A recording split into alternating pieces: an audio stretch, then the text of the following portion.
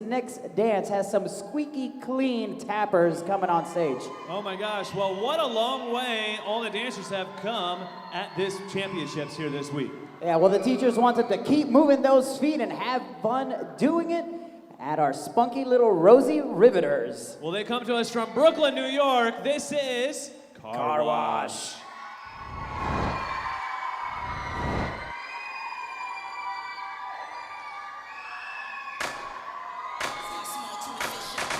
This is a Shark Tank.